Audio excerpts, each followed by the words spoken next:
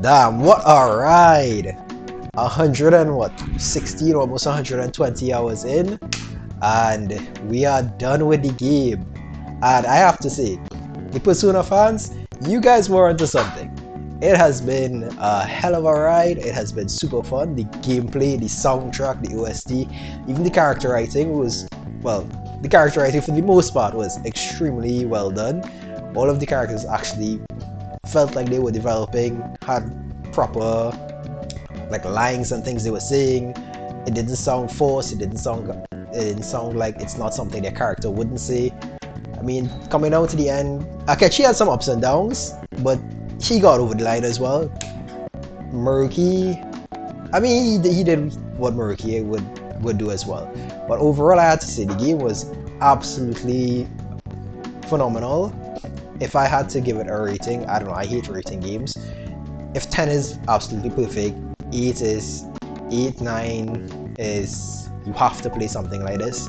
I would say it's definitely like an 8.5 if this is your type of game. If you like turn-based RPGs, you like the social linking aspects, I would definitely say to jump in on it.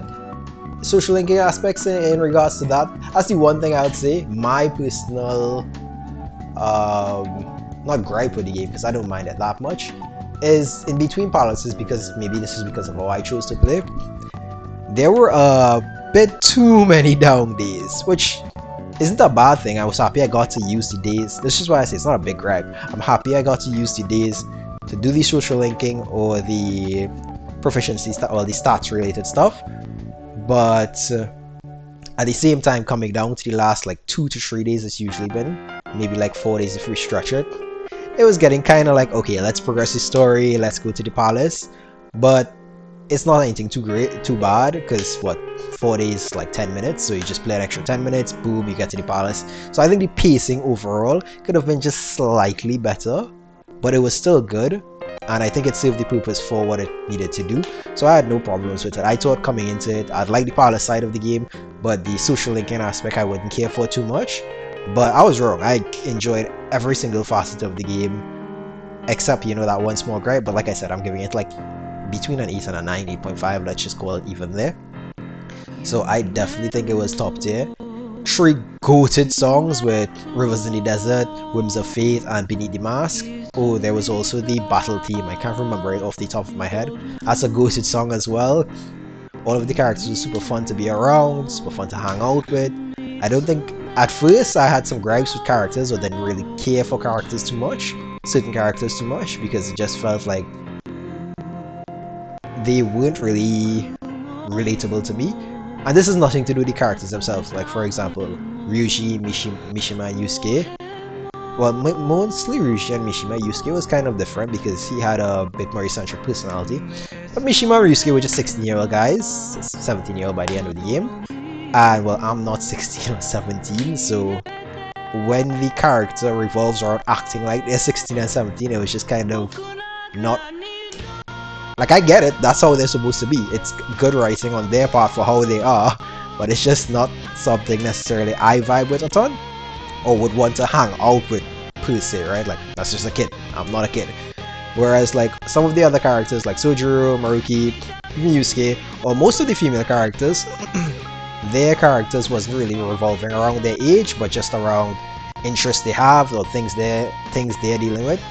Except, Makoto, but that's a bit different since she's a girl, and innocent girl experiences are viewed a bit differently, at least in my eyes, versus like growing male experiences. Because romantically, you could be a 25-year-old girl or guy and just have your first steps. Obviously, because I'm a guy, I don't mind if it's a girl, obviously, but if it was a guy, I would be less interested in doing that kind of thing. But for the most part, all the characters had like their own kind of personality, their own things they were into, and I had fun hanging out with all of them for the most part that I chose to hang out with. And I had a good time going through all of the different dialogues and the developments they had, just seeing their stories.